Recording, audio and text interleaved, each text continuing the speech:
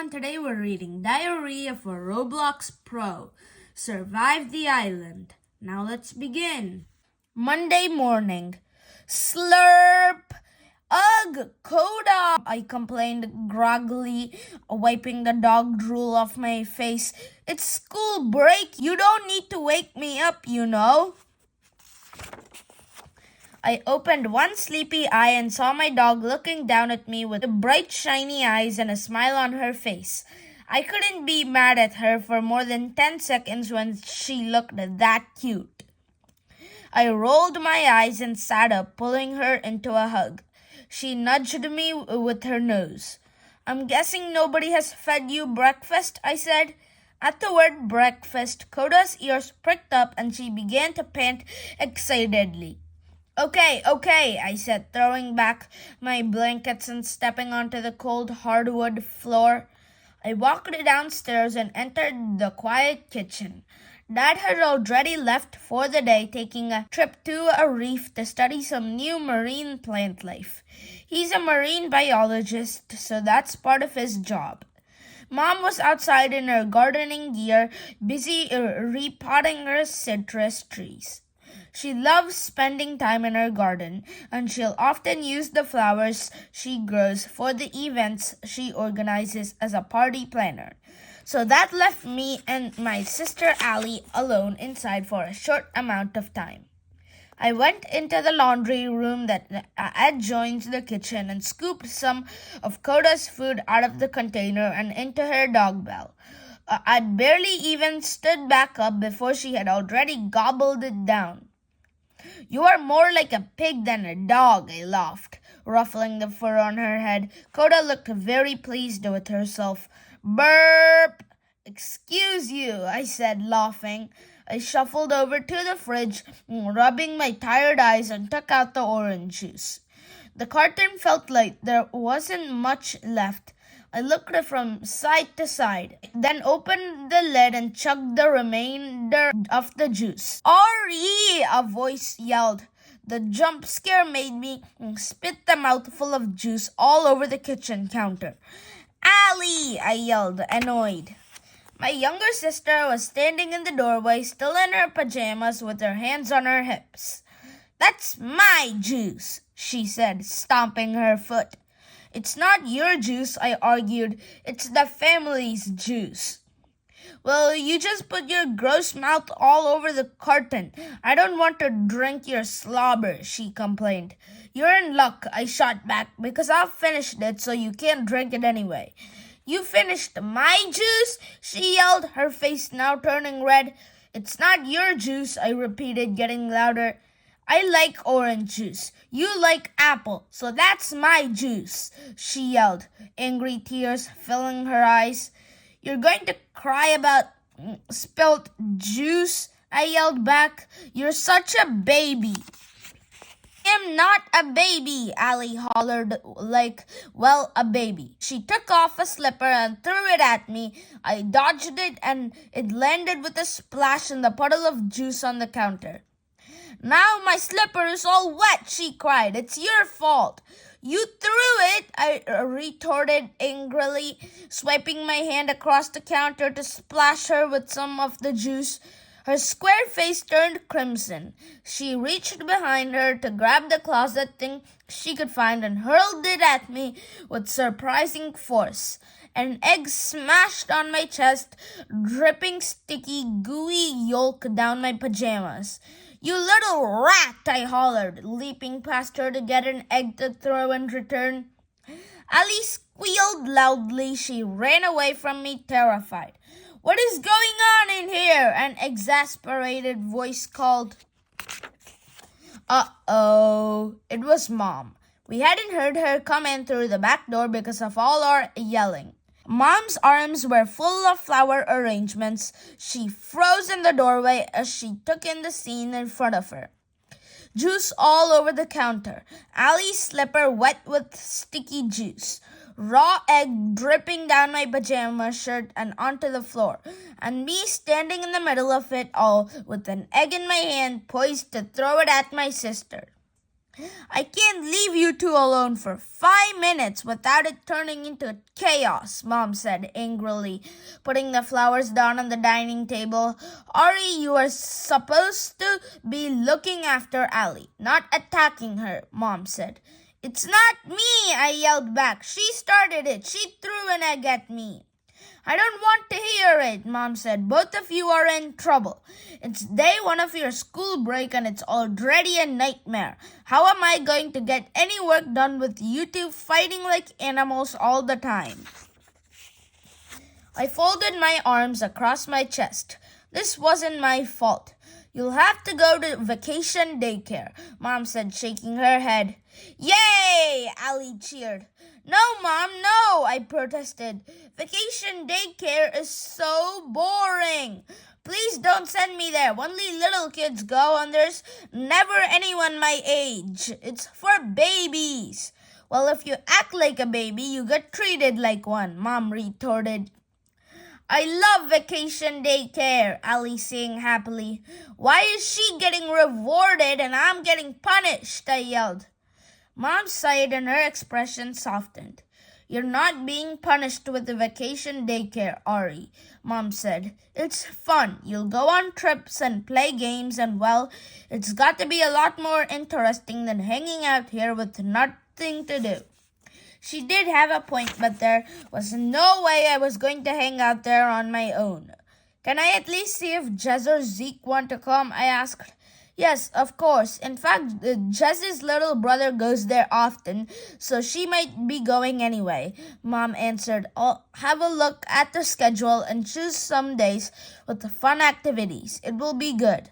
I wasn't so sure. In the meantime, you are both on kitchen duty. Clean up the mess you've made, empty the dishwasher, and take out the garbage, Mom said, and then you'll be spending the rest of the day spring cleaning your closets. But I started to protest, then reconsidered once I saw Mom's stern expression. Okay, Allie and I mumbled in unison. Man, it was only the first day of school break and it was already shaping to be the most boring break ever. Tuesday morning. Bzzz. Ugh, why was my alarm going off during school break? I was supposed to be sleeping in. Then I remembered. Vacation daycare. Zeke wasn't able to come with me because he'd gone away for the break with his family. But at least I'd have my other best friend, Jez. She hadn't planned on going to vacation daycare, even though her little brother Max would be there. But when my mom texted her mom about it, Jez said she'd come along to keep me company. Plus, Tuesday was trip day, so at least we wouldn't be stuck at the community center playing easy little avatar games. Today's trip was a boat ride, followed by lunch on a nearby beach. We would also be given some free time to go swimming, which was cool, I guess. Mom yelled up the stairs for me and Allie to hurry up as we had to meet the teachers down by the wharf at 8 a.m. sharp. The boat would sail around for a few hours, stopping every now and then to let us swim if the conditions were gentle enough. Then we'd head over to an island for lunch. I pulled on my clothes and grabbed my backpack from the floor, thinking about what I'd need for the day. I quickly shoved a beach towel, sunscreen, and a cap inside the bag, then grabbed my water bottle. Over breakfast, Allie scowled at me through her glasses as she chewed her cereal. She was still mad about me drinking the juice and even angrier that we had to spend all of yesterday cleaning as punishment for fighting and making a mess. Excited to go on the boat? Mom asked us, cheerily pouring her coffee into a mug. Yes, Allie sang. No, I sarcastically sang back, glaring at my bowl of cereal. Ari, cheer up, Mom said. You'll have Jez there at least. And a day out on a boat, I'm actually quite jealous. A little day out with a bunch of little kids. It's going to be completely boring, I said. The more I thought about the day ahead, the more annoyed I became. I was way too old for vacation daycare. Stop complaining, Mom said. It's time to go. Tuesday morning, 8 a.m. Who is ready to go on an adventure? Yay! The kids cheered. I looked at Jez and rolled my eyes. The teacher at this vacation daycare were totally cringy. Ali and Max, Jez's little brothers, stood together looking excited. Thanks for coming, Jez, I said to my friend. No sweat, she replied, smiling. I know it's a bit babyish but it's better than sitting at home doing nothing. Is it though? I replied. Jez laughed. Think of it this way. We get a trip to the beach and our parents think we are being nice older siblings by looking after Ali and Max for the day. So they're going to be totally nice to us when we get home, which could definitely only work in our favor, right? She had a point. Well, it's definitely more bearable with you here, I said. We both looked at the teacher who was pretending to be a boat captain. He had on a fake captain's hat and was yelling, "All aboard!" Ugh. Today's group was pretty small with only 10 kids and one teacher to make it safer. The organizers always limit the numbers of avatars going on these trips so that the teacher has only a small number of kids to keep an eye on. It was a pretty good thing because it meant fewer little avatars to annoy us, but it also meant we'd have to stay with Max and Ali the whole time. We boarded the boat and met the real captain, then walked through the cabin to sit in the uncovered area at the back of the boat. As we pulled away from the dock, we waved to our moms who were still standing near the boathouse. Look after Ali, Mom yelled after me, waving goodbye to us all. I rolled my eyes. Why was it always the job of the eldest avatar in the family to look after the younger ones? Totally unfair. The sun was shining down on us, so I pulled my cap out of my backpack and placed it on my head. At least it was a sunny day. As the boat picked up speed, a gentle warm wind whipped across our faces. Jess leaned back, put her hands behind her head, and lifted her feet onto the seat opposite us. See, Ari, this is the life. I think today is going to be okay. I had to admit, it was kinda nice being out on the water. Maybe vacation daycare wasn't so bad after all. With the warm sun shining on my face, my eyes became heavy. I blinked once, twice, then slowly closed my eyes, drifting off into a peaceful nap. Tuesday, sometime later. Bang! Everyone, get inside! A voice hollered. My eyes snapped open as the boat jolted sharply. We had stopped abruptly. The boat was wedged against something that was keeping us from moving. Inside, the captain yelled again. The little avatars screamed in fear and ran inside the cabin. Some were crying. Where's Ali? Ali! I yelled. Spotting her picking herself up from the deck of the boat where she'd obviously fallen.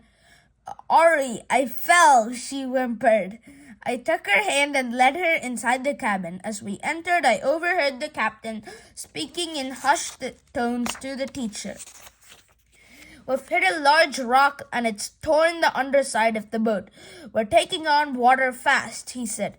The teacher nodded gravely. He looked from side to side, then called me and Jez over. Jez, Ari, he said, you two are my oldest students today, so I'm going to need your help. You must do everything the captain tells you, okay? Jess and I exchanged worried glances but nodded. The captain stepped forward. Make sure all the little ones have their life jackets on securely. I'm going to get the lifeboat ready, which we are going to have to board fast. I need you to count the kids as they board. The seas are rough and we can't leave anyone behind. We nodded again. In the few minutes we were talking, I could feel the boat taking on more water. We sank deeper into the sea, and there was an unmistakable tilt as items from the boat cartwheeled across the deck. Avatars, I yelled. Everything is going to be okay. You just need to follow me. We need to make a chain by holding hands. I'll be at the front and just will be at the back, I announced. The teacher and captain then left to prepare the lifeboat. By the time we walked with the children to the deck, the adults were already lowering the lifeboat. It splashed into the water, which was now lapping onto the deck as the boat sank deeper into the cold blue ocean. The waves crashed against the hull, and I worried that the lifeboat wouldn't be able to withstand the strong current and winds. I counted the kids as they climbed into the lifeboat, one by one. The captain and teacher held the lifeboat steady as each little avatar hopped in. "Is everyone accounted for?" I yelled to Jez over the crashing waves and buffeting wind. "Yup, just you, me, Max, and Allie left to get in," she yelled back. Max clung to Allie's hand, who was clutching onto Jez. "What about you and Jez?" Max shouted tearfully. "I'm not going without my sister." "Come on, Max," the teacher yelled from the lifeboat. "We are running out of time." "Max, I need you to be brave," I said. "We're right behind you." But he still shook his head. "It's okay, Max," Jess said soothingly. "I'll go with you." Max finally agreed. Just as Jez and Max stepped up to the edge of the deck, ready to jump into the lifeboat, a huge wave formed, rising from us in a giant curve. "Take cover!" I yelled. Jez, Allie, Max, and I ran back inside the main boat's cabin just as the wave hit. It felt like we'd been struck by lightning. The boat rocked wildly from side to side, and we were thrown around like socks in a dryer. "Ori!" Jez shrieked, pointing to the deck outside. I knew exactly what she was really pointing at, as I saw the lifeboat snap away from the boat and get pushed farther away from us by the roaring sea. I could see the teacher trying to leap out of the lifeboat to get to us, but the captain held him back for his own safety. There was nothing they could do and nothing we could do against the raging sea. We were on our own, and we needed to get off this boat fast. Tuesday, seconds later. As the boat sank deeper, we knew it would be only a matter of minutes before it was sucked completely under the current, and we didn't want to be on board when that happened. Jez and I looked around with wide eyes, trying to find something we could use to keep us afloat. "The countertop," Jez said, pointing to the giant bar where tea and coffee were usually served. Jez tried to knock the wooden countertop off its structure, but it wouldn't budge. "Stand back," I said, gesturing for her to pull back the two little ones. She did, just as I used all my might to kick the countertop upward. The wood splintered off its base and went flying into the air. We dodged it as it landed at our feet. It was a long, thin plank that I was pretty sure would float. But would it float with 4 avatars on top of it? We had no time to look for anything else, so Jez and I quickly grabbed the plank and hoped for the best. We told a scared Max and Allie to hold on to us. Then we all ran onto the deck, which was hardly a deck at all now. Water splashed all over the railing, making it more like a pool. Jez and I gently placed the plank onto the swelling water. To our relief, it floated. "Hop on," I said to Allie and Max. The 2 kids gingerly stepped onto the plank. "Lie on your tummies and hold on," Jez instructed. They did. "Your turn," I said to Jez. "Will it hold us all?" she asked, unsure. "Only one way to find out," I replied. Jez lay herself down on the plank. It was hard to get a good grip on the sides with the bulk of the life jacket, but she managed to stay on before securing herself with the rope she had grabbed from the cabin. She pulled Allie and Max under her arm to make sure they were protected from the crashing waves. I could see Allie holding her glasses on her face with one finger. I slid myself onto the plank to join the others. It bobbed and dipped on the waves under the extra weight, but thankfully stayed afloat. "Where are the others?" Jez yelled through the wind. "I can't see them. I think they've been pulled away from us," I said. "The captain would have called for help," Jess said. "All we need to do is stay afloat until help arrives." That's if we can survive these wild way, I began, but was cut off as a huge wave crashed onto us. The impact launched the boat high into the air. Items from the deck came hurtling toward us. Protect yourselves, I yelled, shielding Ali with my body. But right at that moment, a deck chair came loose from its buckle. It spun around the sinking boat and flew straight toward me. Bang! Then everything went black. Tuesday around midday. Ori, was that Mom's voice waking me up? Ori, you need to wake up, the voice persisted. Ugh, it was a dream and now I have to get up for vacation daycare. Ori, are you okay? That's not Mom's voice. That's Jez.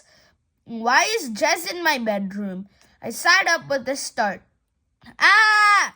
Calm down, you're okay, Jess said soothingly. I squinted. Everything was bright and my eyes felt gritty. I spat sand out of my mouth and the taste of salt water sat heavy on my tongue. I looked around and saw we were on land and Ali and Max were standing next to Jess. Thank goodness everyone was okay. Well, what happened? I stammered, looking around. You got hit by a chair right on the head, Ali said. I lifted my hand to my hairline and felt a stab of pain. I don't think it's too bad, Jess said. Bit of a bump, though. I nodded. When the sea calmed down, we floated over to this island, Max said matter-of-factly. You were still having a nap. I nodded again. So have you sent for help? Have you spoken to anyone on the island? I said, standing up slowly. I don't think there is anyone, Jess replied quietly. I scanned my surroundings. From what I could tell, the island didn't look too big. There was a large hill, not quite a mountain, in the middle, obscuring my view of the other side. The beach was barren and there seemed to be no sign of avatar life anywhere. But we should be safe here, Jess said. The captain would have sent for help. Our rescuers can be far off. So what now? Max asked, his eyes wide. Jess paused, thinking. I'm guessing help will be here soon, but judging by the sun in the sky, it's probably just after midday. So if help doesn't come soon, I think we should look for shelter just in case. She didn't finish her sentence when she looked at Ali and Max. I could tell she didn't want to scare them, but I knew what she was about to say. In case we have to stay here overnight. It will be like a game, I said brightly, looking at Max and Ali. Jess looked at me quizzically, but quickly caught on. Yeah, a game, she added, smiling at the two kids. It's like that TV show you like, Ali, I said, the one where they have to survive on the desert island. Ali looked doubtful. Yeah, we just have to play survival here for a bit and then we'll be rescued, Jess encouraged. I can help, Max said eagerly. He was a bit younger than Ali and easier to convince. Ali shrugged. First, we need to collect materials to make a house for us here. Like a hut, Jess said. But we're going to stick together while we search. No separating. It was a good plan. Ali and Max, can you find palm fronds for the roof? I asked. I jogged on the sand to where the beach ended and the trees started. I picked up a long palm frond off the ground. Like these. I can do that, Max said. I'm very strong. Yeah, you are, Max, Jess smiled. You can find the palm fronds from this area, she said, pointing to the tree line. Then pile them up over here where we'll set up a shelter. Max and Ali started to drag palm fronds into a pile. And grab anything else you find too. Shells, coconuts, anything, I added. Ori will also need bamboo. The structure needs to be strong enough to keep us dry during any wild weather, Jess said. I nodded. The weather looked okay at the moment, but neither of us had any idea. How long would be here? Hours? Days? Weeks? I swallowed hard. Look what I found, Max declared, holding up a couple of old tin cans. Ew, leave that trash alone, Ali said. No, that's perfect, said Jess. We need things to boil our water in, which brings me to the next thing we need to do. We need fire. How do you start a fire without matches? Ali asked, wiping sea salt from her glasses. I looked at Jess. She was thinking the same thing I was. Ali just said, I'm going to need to borrow your glasses. Why? Ali said, stepping back to protect her glasses. Ali's vision isn't the best, so she's always been careful to keep her glasses with her at all times. The glass can help us start a fire, Jess said. I nodded at Ali encouragingly, and she reluctantly handed over her precious glasses. We picked out a space for our shelter and cleared the area. Jess arranged the light husks from the palms into a little ball, then dug a shallow hole in the sand and placed the kindling inside. I learned this in Scouts, she said. We need things that will burn fast to start the fire. Then we put sturdier sticks around it to keep the flame going. Jess looked up at the sun and held Ali's glasses close to the husks. It took some time, but after moving the glasses around to get the perfect angle, she finally got the sun's ray to shine through the glass and into a little pinpoint on the husks. A tiny thread of smoke spiraled out from the kindling. You're doing it, Max yelled, proud of his big sister. Not quite yet, Jess whispered. She handed back Ali's glasses, then breathed lightly onto the smoke. Don't blow it out, Ali said, alarmed. She's not, I said, remembering a particular science lesson. Fire needs oxygen to burn, so she's giving it oxygen. The smoke sparkled and with a few more light breaths shone brighter until it burst into a single flame. Jess quickly began to pack bigger sticks around the fire, hoping they would catch the small flames, slowly licked the sticks, and finally caught, with a larger fire to work with. Jess slowly piled heavier sticks around the flame in a pyramid, adding more and more larger sticks as the flames grew higher. Epic, I yelled as Jess stood up to admire her handiwork. Now we can keep warm and boil water to drink, she said, smiling. Suddenly, a strange rumbling sound came through the air. Was it a plane? Or were we saved already? Grrr! Ori just whispered, It's coming from the top of the hill. Tuesday afternoon. Jess and I spent the rest of the afternoon distracting Max and Ali from the strange rumbling sound that echoed from the top of the hill. It wasn't too hard to do because we kept them very busy. After only a few hours, we had built a small shelter, collected some coconuts, and boiled water on our new fire. Ali had even decorated the shelter with some flowers to make it prettier. After we had our shelter and clean water, Max and Jess then spent some time spelling out SOS in massive writing in the sand in case someone flew over the island in a plane looking for us. Meanwhile, I spent that time standing on the shore examining the horizon for any sign of a ship. But there was nothing. I didn't want to take my eyes off the vast ocean in case I missed our only chance of rescue. But my stomach rumbled and I couldn't ignore the pull of food. Ali, I said to my sister, who was now sitting next to me on the shoreline, want to help me look for something to eat? She looked away from the horizon and nodded eagerly. She was probably just as hungry as I was. Thankfully, our island seemed pretty plentiful when it came to fruits. We'd gathered coconuts and plantains, which were a bit like bananas. We also found pawpaw, which were ripe and sweet inside. We cut up the fruit for dinner and ate it hungrily. Tuesday evening. As the sun began to dip down below the sky line, nervous butterflies fluttered around in my stomach. I didn't like the thought of having to sleep out in the wilderness overnight, but then we looked to the horizon and I instantly felt better. The sky had turned a blend of pink and orange with swirls of light purple. It was breathtaking and it somehow calmed me. Just stoked the fire so that the flames rose higher, and we huddled together around the warmth, but Max and Ali started to look worried as the sky became darker and night arrived. Hey, I know. Let's do some stargazing. Look up there, I said, pointing to the sky.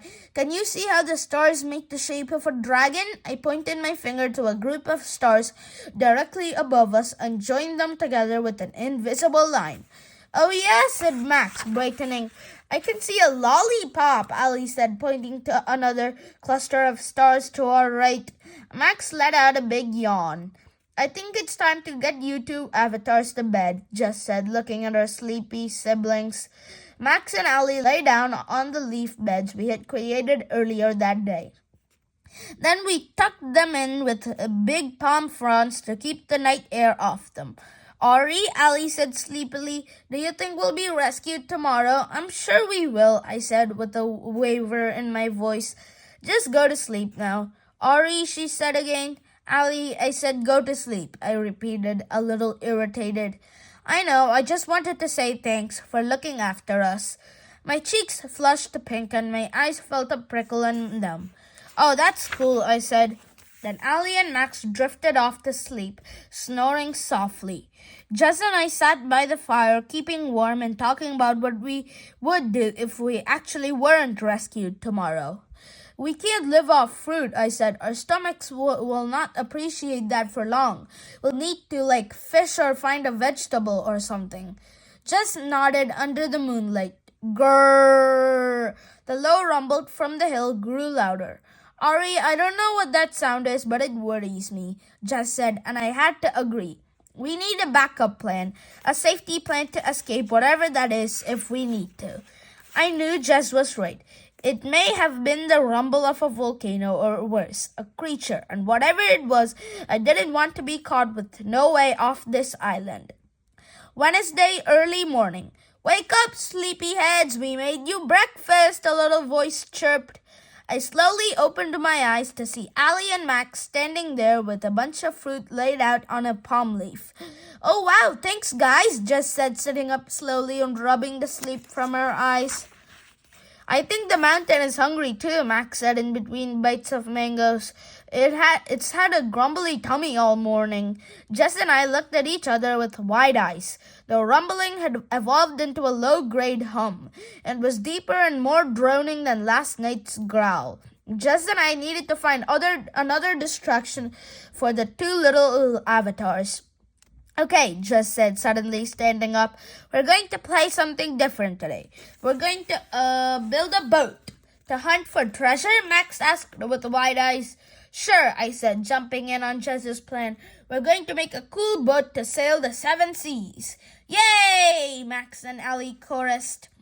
But what we need to do first is find more bamboo, Jess said, tapping one of the hollow bamboo pipes that held up our makeshift shelter. They are nice and light so they'll float, but we'll need a lot of palm leaf husks to use as twine. Aye, aye, Captain, Max saluted. Remember to stay close, I reminded them. Man, I was really starting to sound like Mom. We wandered around collecting the bamboo pipes and creating a pile near our shelter. Jess tended the fire and kept boiling and cooling water to keep us all hydrated. As the pile of bamboo got bigger, I began to line up the pieces and tie them together using knots that I'd learned to make from Zeke's dad. He's in the army, so the knots he taught me were strong and should last. I tested the raft every now and then, checking that it was sturdy. So far, so good. I looked at the sun. It was still arcing up to the center of the sky, so we had plenty of time to finish our raft in daylight. But as the low buzzing noise continued to hum, I wondered if we'd need to use the raft sooner than expected. Wednesday, an hour later. Done! I yelled triumphantly. The raft was complete. Each bamboo log was bound tightly together, and the raft was big enough to lift all 4 of us. I had taken it down to one of the deep, still-water rock pools by the shore and was satisfied to see it floated, even while I was sitting on it. I was confident we could use it if we needed to escape the island fast. I still wasn't sure whether we'd be safest on land with whatever was grumbling and buzzing, or at sea with the wind and the waves. Ari! Ari! I heard Jess yelling from our camp. I pulled the raft out of the rock pool and back onto the sand. Then I jogged up the beach to see what was happening. "Where did you see her last?" Jess said urgently to Max. "What's going on?" I asked. "Allie is missing," Jess said. "Missing? We said to stay together." "Max, what happened?" I said.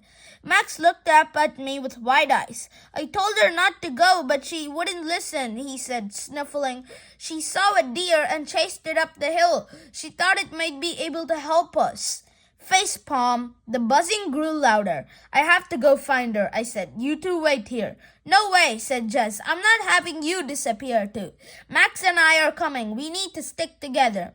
I looked at Jess and then looked up the large hill.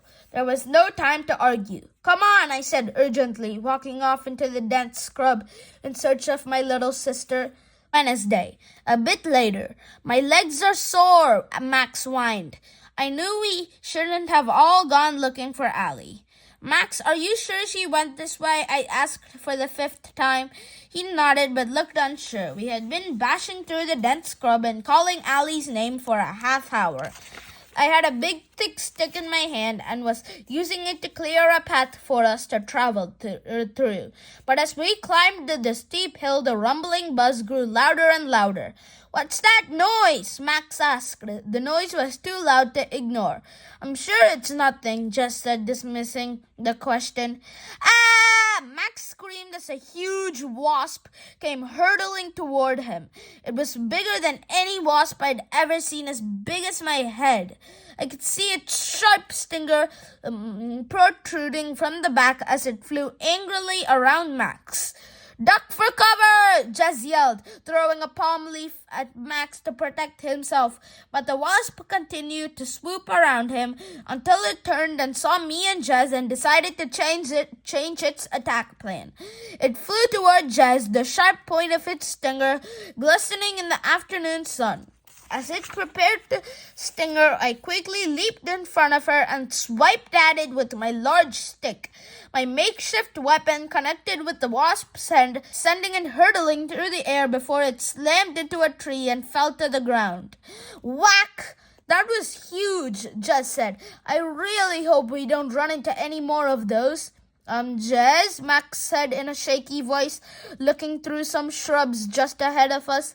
"What is it?" Jess said, walking up to join him. "There," Max said, pointing. Jess's mouth fell wide open in shock.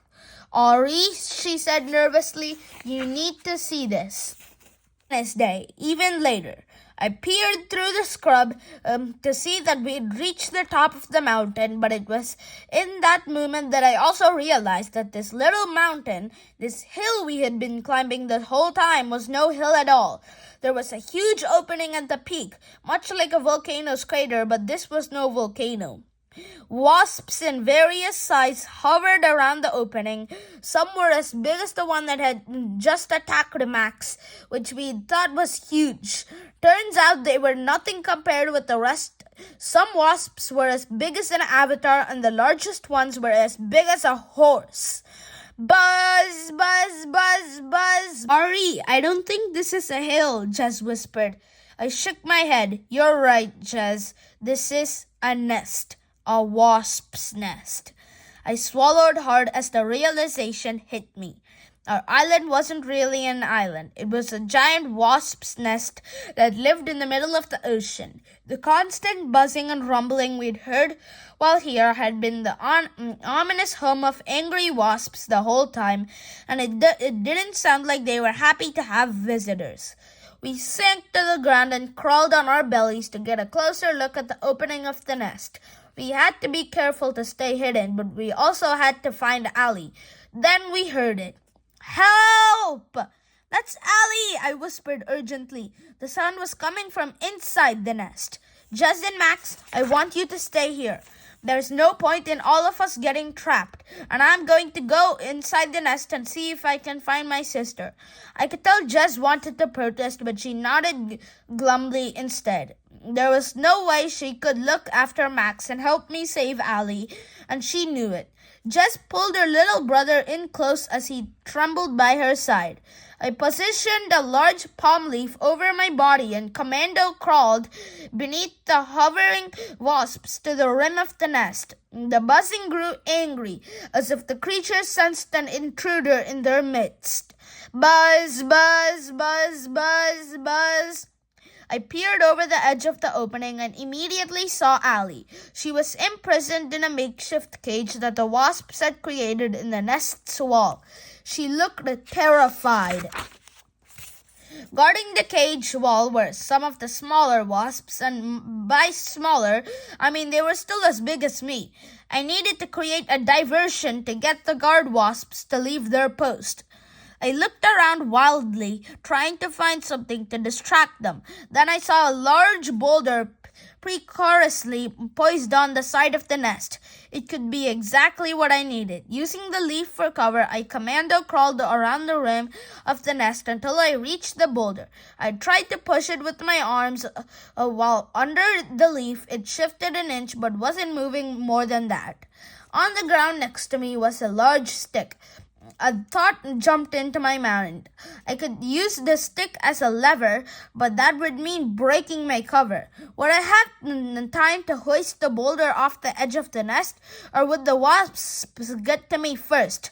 I heard Allie calling for help from inside the nest, and I knew I had only one choice. Wednesday, a few minutes later. In one swift motion, I jumped out from under the leaf and grabbed the heavy stick. I glanced behind me and saw some of the wasps look in my direction. Suddenly, there was a deafening buzz as the wasps communicated with one another. I dragged the stick, which was more like a log, over to the nest edge and wedged it under the boulder. Once it was firmly in place, I pushed down on it, hoping to lift up the boulder, but the stick wouldn't move. The hum of angry wasps grew louder. They would reach me soon. I had to hurry. I thought of Zeke and his epic parkour skills.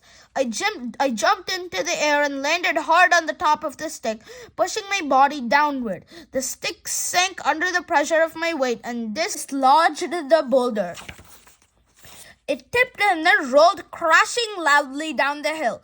I pulled myself back under the leaf while the wasp zoomed overhead, chasing the boulder as it hurtled toward the beach. Slowly, the angry buzz of the swarm softened. I cautiously lifted my head and looked around. The wasp guards were gone, and the buzzing sounded far off down the hill. I threw the leaf off my body and ran over to the edge of the nest. "Allie!" I yelled. Allie looked up at me with a tear-stained face. "Ari, save me!" I carefully climbed down into the nest and landed on one of the platforms that jutted out from the nest's wall. "Stand back, Allie," I warned. I took a run up and did a flying parkour kick into the door of the cage. It shattered under the impact of my foot, and Allie came running out, throwing her arms around me. "I'm so sorry," she said, weeping. "It's okay, Allie. We just need to get out of here," I said. "The swarm will be back soon." I instructed Allie to climb onto my back. It was going to be the easiest way to get her out of there.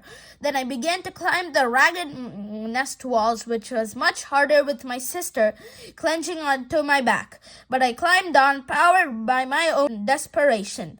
We finally reached the top, and I collapsed with exhaustion. Jess and Max came running out of hiding and embraced Allie. "We need to get out of here," Jess said. Suddenly, a low rumbling sounded from deep within the nest. The walls of the nest vibrated with the angry buzz, and Jess and I looked at each other in fear. Then from the top of the nest rose a gigantic wasp the size of a car. "I think we've just met the queen," I gulped. Wednesday, a few more minutes later. Buzz, buzz, buzz, buzz, buzz. Ah! The queen wasp flew into the air, wings batting like an eagle. Her stinger was longer than a baseball bat, with a sharp end that gleamed in the sunlight. She hovered high above the nest and let out a long, loud buzz. Suddenly, the collective buzz from the swarm rose up from its position down the hill. She was calling her soldiers. "Run!" I screamed, grabbing Allie's hand. But before we could race down the hill, we saw movement through a clearing in the trees. The swarm came into view. They looked furious and had their stingers pointed in our direction. We're going to get stung to death, Max cried. We frantically looked around for an escape. It was going to be hard to outrun them, and there was a high chance we'd get stung on the way down if we ran through the swarm. I'd been stung by a small wasp once before, and boy, was it painful, but being stung by one of these big wasps would mean certain death. I looked around for a way to escape. There, I yelled, pointing to a large hollow log. We can't hide, Jess said. They'll just guard us until we come out. I'm not planning on hiding, I said. The log is for protection, yes, but we're not staying here. We all ran over to the log. Ali, remember that time at the fair when we rode inside the orbs? I said as I tried to hurry the others inside the log. You mean the big inflatable balls we used to roll down the hill? She asked. I nodded. Well, this is just like that. Get in. Jez looked at me doubtfully, and I could tell what she was thinking. I sure hope this works. Once Max, Ali, and Jez were inside, I instructed them to brace themselves on anything they could. Buzzing continued getting louder. A small wasp caught up with me, but I was able to use my stick to bat it away before it could sting me. I sat down behind the log and, using all the power of my legs, pushed hard against it. It shifted and began to tip, then bolted around the side and jumped in through the opening to join the others just as the log picked up the momentum. Here we go, I yelled, pushing my weight forward to speed up the rolling log. The log tumbled down the hill, rolling around and around. We all pushed our hands and legs against the walls of the log to prevent us from being scrambled. I didn't feel like becoming an avatar milkshake. As the log rolled down the hill at rapid speed, I could still hear the buzzing of the wasps following close behind us. They raced to keep up with us. Whoa! Thud! The log finally hit the bottom of the hill, stopped by the sand on the beach. We crawled out completely dizzy and fell over onto the sand. We have to keep going, I yelled, trying to stand up, but I fell back to the ground with dizziness. Buzz! Instructing the others to follow my lead, we crawled on our hands and knees on the beach while we regained our balance. As soon as we reached our raft, Jess and I dragged it over to the small waves that lapped gently against the shore. Get on, I directed the little ones. Max and Ali jumped on while Jess and I continued to push the raft farther into the water. Once we were far out enough, Jess and I joined the smaller avatars on the raft. We picked up the paddles that I'd made out of the long sticks and husks and began to paddle as hard as we could. Buzz! Some of the wasps had followed us out over the water, so we used our paddles to bat them away. We just have to get far enough away that they won't think we're a threat anymore. They should leave us alone, Jess said. I really hoped she was right. We paddled hard, the waves pummeling as we went. Finally, we made it past the breaking waves and out to the calmer waters beyond. Thankfully, Jess was right about the wasps. The ones that had followed us over the water started to slow their pursuit, turning around to fly back to the safety of land. Eventually, the buzzing of the wasps subsided. We collapsed onto the raft in utter exhaustion. Wednesday, 1 hour later. None of us spoke. None of us even moved. Even though an hour had passed, we were still exhausted from escaping the wasp nest. But now we faced a completely new problem. We were floating out at sea with no food or water, no life jackets, and no way home. Suddenly, a low droning caused me to jump in fear. I bolted upright. They're back! I scanned the horizon and my heart dropped when I saw the queen wasp flying toward us, her huge wings vibrating loudly in the distance. Buzz, buzz, take cover, I cried, but it wasn't the queen wasp at all. It was a helicopter. We're being rescued, Max yelled. We waved our arms in the air and yelled at the top of our lungs. The helicopter flew closer and hovered just above us. A ladder then dropped down and a rescue soldier in a harness descended. Boy, am I glad to see you four, he said, laughing with relief. Not as happy as we are to see you, Jess replied. The rescue soldier hooked Max and Ali onto his harness and was pulled back up onto the helicopter. Then he returned to grab me and Jess. Once we were all safely seated in the chopper, I let out a huge sigh of relief. We were saved. Ali sat next to me and leaned her head on my shoulder. For a half second, I thought about pushing her off me. I mean, who wants their little sister leaning on them? But then I saw her look up at me and she smiled. "Thanks for saving me, Ari," she whispered. I put my arm around her and let her rest against my body. Within a few minutes of flying, she was fast asleep.